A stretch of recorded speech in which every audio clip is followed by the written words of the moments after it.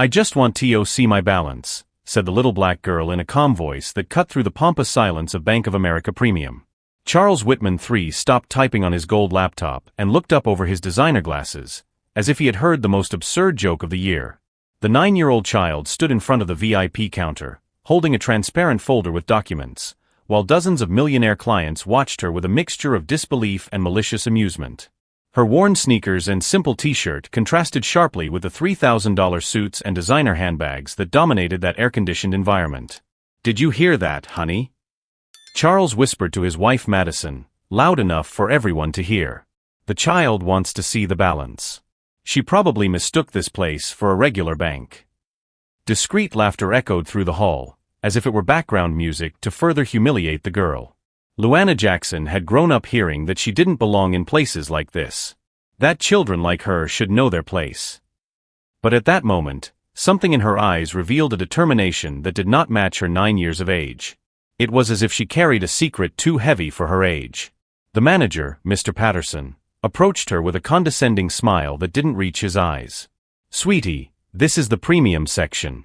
Children must be accompanied by adults, and, well," he gestured vaguely toward the elegant customers. "Perhaps you're lost. The regular agency is across the street." "I'm not lost," Luana replied, placing the folder on the marble counter with a delicacy that contrasted with the rudeness around her. "My grandmother told me to come here, at this time, to this counter." Her voice didn't waver. There were no tears. Just a disturbing serenity for a child being publicly humiliated. Charles couldn't resist. He closed his laptop and approached her, like a predator sniffing out easy prey. "Your grandmother, huh? And what's her name, sweetheart? Maybe she's our cleaning lady." The comment provoked muffled laughter among those present. "Or maybe she works in the kitchen of the hospital where my wife has her plastic surgeries." Madison covered her mouth with her gloved hand, feigning horror while her eyes sparkled with malice. "Charles, be kind. The girl clearly doesn't understand where she is." But Luana didn't back down an inch. Instead, something almost imperceptible changed in her posture. Her shoulders straightened, her chin lifted slightly, and for the first time, a small smile touched her lips. It was the kind of smile that experienced people would immediately recognize as dangerous. "Dorothy Jackson," she said clearly, each word weighing like a stone thrown into calm waters. "That's my grandmother's name. And she told me that some people here know that name very well." The effect was immediate. Mr. Patterson blinked several times, as if trying to process something impossible. His hand hesitated over the computer keyboard. Charles raised an eyebrow, clearly not recognizing the name but picking up on the sudden change in atmosphere. "Patterson," Charles called impatiently, "type that ridiculous name in there and let's get this joke over with. I have a meeting with investors in 20 minutes. But while everyone waited with cruel amusement, no one noticed that the girl was watching every face, every reaction, as if memorizing something important. Her eyes contained an intelligence and patience that did not belong to a 9-year-old child. It was at that moment that Mr. Patterson typed the name into the system, and something extraordinary happened. His expression changed completely. He blinked, typed again, and his face lost all color. It was as if he had seen a ghost in the database. There, before all the looks of contempt, Luana remained motionless, as if guarding a secret too powerful to be revealed before the right time. And if this story of prejudice and twists and turns touched your heart, don't forget to subscribe to the channel, because what is about to happen at this bank will prove that underestimating someone can be the biggest mistake of your life. Mr. Patterson tried to hide his shocked expression by quickly closing the computer screen. But his fingers trembled slightly as he typed random commands, trying to buy time to process what he had seen in the system. Charles, impatient with the delay, tapped his fingers on the marble counter with growing irritation. "What's the problem, Patterson?" "A simple query shouldn't take this long," Charles said, his voice laden with the authority of someone accustomed to being obeyed instantly. "Unless you're making excuses for this awkward situation." Madison laughed maliciously, adjusting her pearl necklace as she watched Luana as if she were an animal in a zoo. "Honey, maybe you'd better call your grandmother. She's probably worried, not knowing where you've gotten yourself into." Her voice dripped with false maternal concern. Children have a tendency to get lost in places that aren't meant for them. Luana remained motionless, but something in her eyes changed. It was as if an old memory had been triggered. She remembered perfectly the words of her grandmother Dorothy, 3 days before she died. "Daughter, when you go to the bank, you will meet people who will try to make you feel small. Let them talk. Let them laugh. Because he who laughs last, laughs best." "My grandmother is no longer here," Luana said simply, her voice maintaining that disturbing calm. "She died last week. But she taught me that some people need to learn certain lessons the hard way." The comment caused a brief, uncomfortable silence. Charles cleared his throat, clearly uncomfortable at having mocked an orphan child, but his arrogance quickly overcame any trace of human decency. "Well, I'm sorry for your loss," he said without any genuine sincerity, "but that doesn't change the fact that you shouldn't be here. This place is for people who really understand serious finance, not for," he gestured vaguely toward her, "childish games." It was at that moment that something interesting happened. Luana opened her transparent folder with deliberate movements and removed a sealed envelope, yellowed by time. In the center, in elegant handwriting, was written, "To be opened only in the presence of the senior manager of Bank of America Premium, located on Fifth Avenue."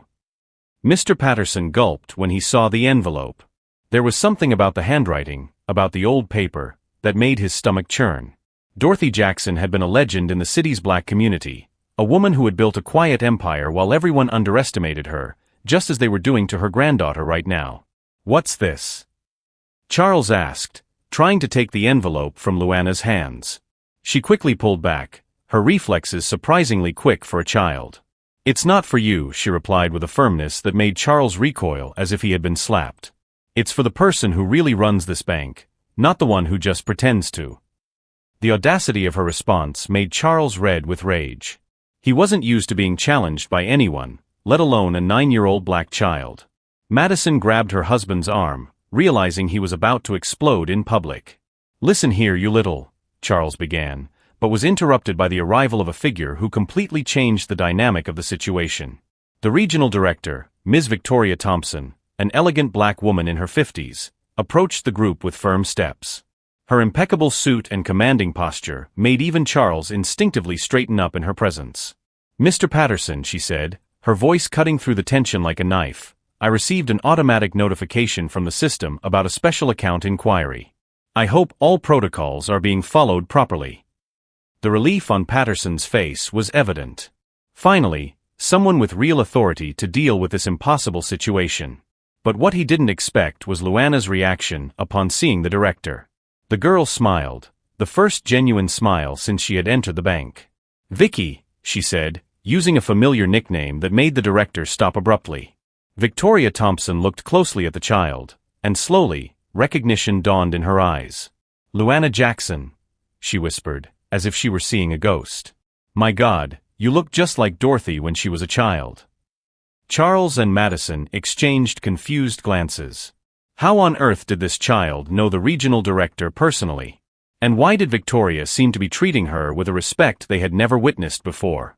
"Your grandmother told me you were coming," Victoria continued, her voice thick with emotion. "She said that when the time came, I would know exactly what to do."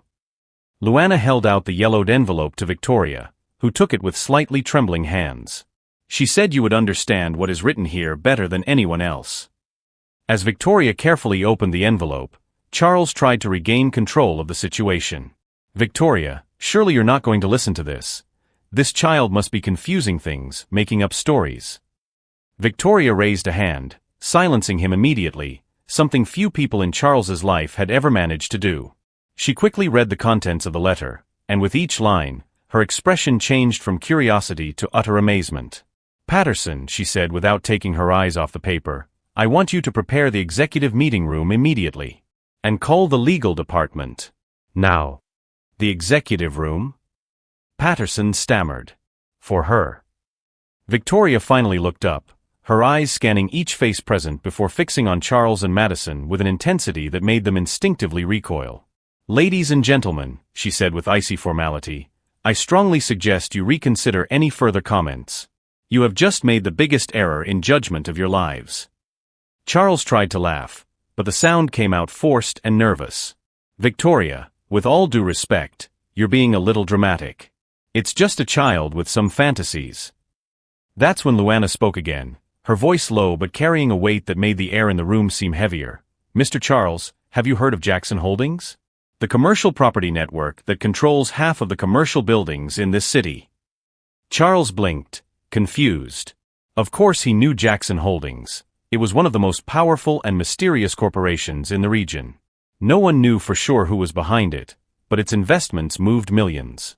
And what does a company like that have to do with you? He asked dismissively, but there was a note of uncertainty in his voice now. Luana smiled again, and this time there was something almost predatory about that smile, an expression that should not exist on the face of a 9-year-old. Everything, she replied simply. Because, Mr. Charles, the lady you've just been mocking and insulting for the last 15 minutes wasn't just my grandmother. Dorothy Jackson was the founder and sole owner of everything the Jackson name represents in this city. The silence that followed was so absolute that the hum of the air conditioner seemed deafening. Charles felt the blood drain from his face. Madison dropped her designer handbag on the floor, and Patterson seemed to be having difficulty breathing. Every act of contempt, every cruel laugh, every prejudiced comment of the last few minutes began to solidify in their minds as evidence of their own monumental stupidity. But anyone watching Luana closely would notice that she was not surprised by their reactions. It was as if she were following a carefully rehearsed script, each movement calculated to maximize the impact of what was to come. Victoria Thompson guided Luana to the executive meeting room, leaving behind a completely stunned Charles and a Madison who was nervously whispering on her cell phone, trying to find out any information about Jackson Holdings. Patterson followed behind like a ghost, still processing the fact that he had almost expelled the heiress of one of the city's largest real estate empires. "Luana dear," Victoria said, closing the armored glass door, "your grandmother prepared me for this moment for months. She knew that when you came here, it wouldn't just be to check your balance." Her voice carried a mixture of affection and admiration. "Dorothy always said you had something special, an intelligence that few would recognize." The girl sat down in the leather chair that seemed to swallow her, but her eyes remained alert and calculating. "Grandma taught me that sometimes people need to be confronted with the truth in a way they'll never forget," she said, removing a small digital recorder from her briefcase. "And she told me you would help me with the legal part of all this." Outside the room, Charles paced back and forth like a caged animal. His business mind tried to process the implications of publicly insulting the heiress of one of the most influential corporations in the region. "Madison, you don't understand," he muttered to his wife. "If Jackson Holdings decides to sue us or cut our contracts." "Calm down, honey," Madison tried to reassure him, but her own nervousness was evident. "She's just a child. Surely they'll understand that it was a misunderstanding." Charles stopped abruptly. "Misunderstanding? I called her grandmother a cleaning lady. I publicly mocked a black child." He ran his hands through his perfectly combed hair. "My God, if this leaks to the media." Meanwhile, inside the room, Victoria opened a confidential file on her computer. Her grandmother left very specific instructions on how to proceed when this day came, she explained to Luana. She meticulously documented every case of discrimination she witnessed or suffered at this bank over decades. Every racist comment, every instance of preferential treatment denied, every humiliation disguised as standard procedure. Luana nodded gravely, as if she already knew all this. "She showed me some of the recordings she made," she said simply. "And she taught me how to use a cell phone to record without anyone noticing." She discreetly lifted her phone from the table. "Like I did today with everything that happened outside." Victoria smiled with a mixture of pride and amazement. "Dorothy raised you well. But there's more," she continued, opening a physical folder. "Your grandmother wasn't just the owner of Jackson Holdings. She was a silent minority shareholder in several other companies, including," Victoria paused dramatically, "Whitman Enterprises." Luana's eyes lit up for the first time since she had entered the bank. "So Mr. Charles has been working indirectly for your family for years without knowing it," Victoria finished. "And with the changes to the will we filed last week, you now have enough voting power to influence important decisions in his company." Outside, Charles had managed to calm down slightly and decided that the best strategy would be charm and diplomacy. "I'm going in there to apologize," he announced to Madison. "I'll explain that it was a misunderstanding, maybe offer a donation to a charity." He adjusted his tie. "Kids are easy to impress. A few nice words and maybe an expensive gift will fix this." But when Charles knocked on the conference room door and entered with his most rehearsed smile, he found a scene he hadn't expected. Luana was sitting at the head of the table, with Victoria at her side and a pile of documents scattered between them. Lost child being comforted. She looked like a CEO in a business meeting. "Mr. Charles," Luana said with an icy politeness that didn't match her 9 years, "I'm glad you decided to join us. Ms. Victoria was just explaining to me my position as a shareholder in your company." Charles felt the floor disappear beneath his feet. "Shareholder," he repeated, his voice coming out higher than normal. 5% of the common stock, Victoria confirmed, consulting the documents.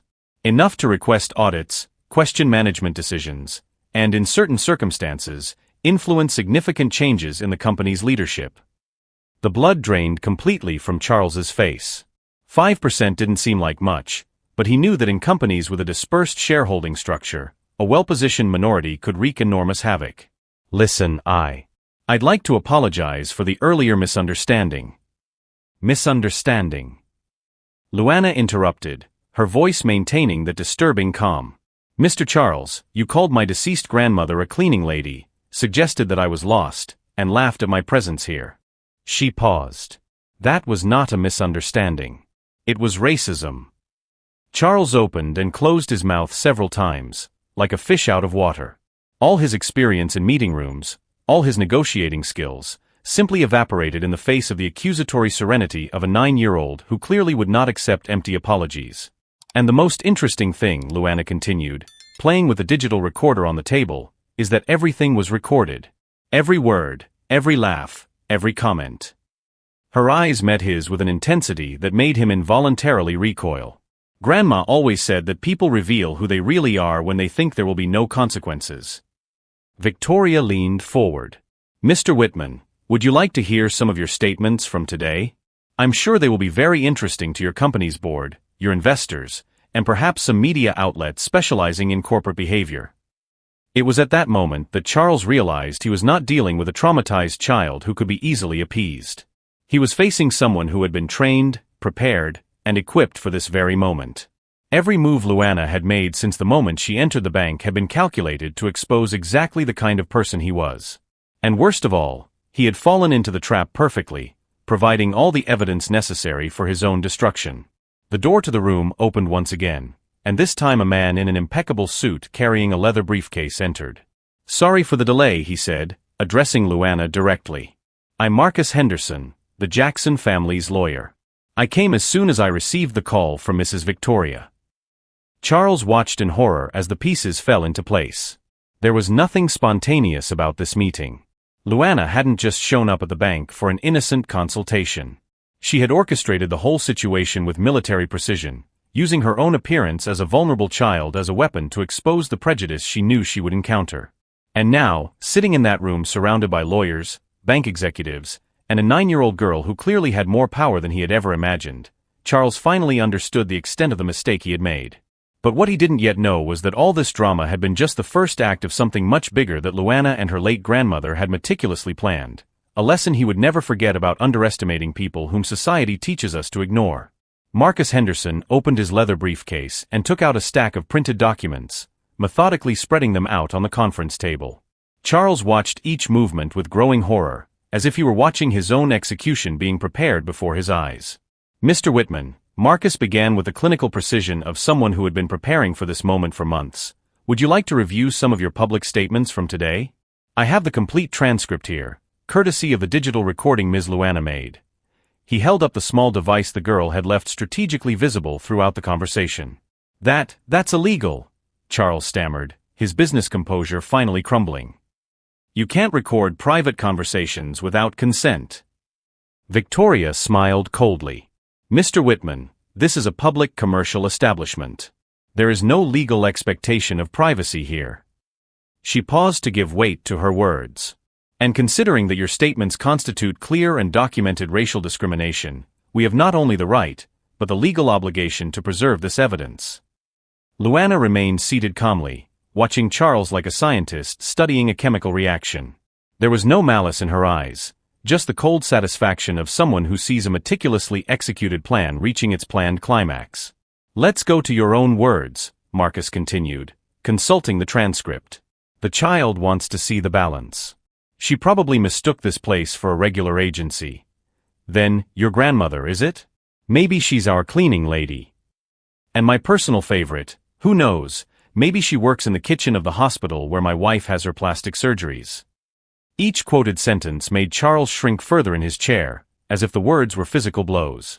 Madison, who had remained silent until now, finally spoke in a trembling voice. We didn't know who she was. It was a misunderstanding. A misunderstanding. Luana spoke for the first time in several minutes, her voice maintaining that disturbing calm. Ms. Madison, you didn't know me, that's true. But you knew I was a 9-year-old child. That should have been enough to treat me with basic respect. Marcus turned a page in his documents. Interesting that you mention not knowing who she was. Because here I have evidence that you knew exactly what you were doing. He slid a photo across the table, a screenshot from Madison's Instagram from 3 weeks earlier. In the image, Madison appeared at a charity event with the caption, "Loved learning about Jackson Holdings' social projects today. It's inspiring to see how a company can transform communities." The photo had been taken at Luana's company headquarters, with the logo clearly visible in the background. Charles examined the photo with eyes wide with horror. Madison, you knew about Jackson Holdings? I didn't connect, Madison stammered, but even she realized how pathetic the excuse sounded. But there's more, Marcus continued relentlessly. He pulled out a second document. Email correspondence between Mr. Whitman and Jackson Holdings from the last 6 months, negotiating consulting contracts that represent 40% of your company's annual revenue. Victoria leaned forward. Mr. Whitman, would you like to explain how you can claim to be unaware of a company that is responsible for almost half of your revenue? It was then that the final reality hit Charles like a speeding train. He hadn't just insulted a random child, he had systematically humiliated the heir to the company that kept his own business financially viable. Every contract, every payment he had received in recent months had come indirectly from a family he had just attacked with recorded racist comments. Luana, Victoria addressed the girl with genuine respect.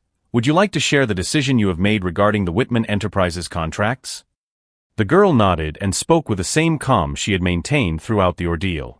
Mr. Charles, after carefully reviewing the terms of the existing contracts and consulting with my legal advisors, I have decided to exercise the termination clause for just cause that was included in all signed agreements.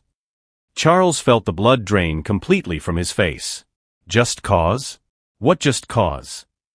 Marcus consulted another document. Racial discrimination documented by a company representative during business interactions.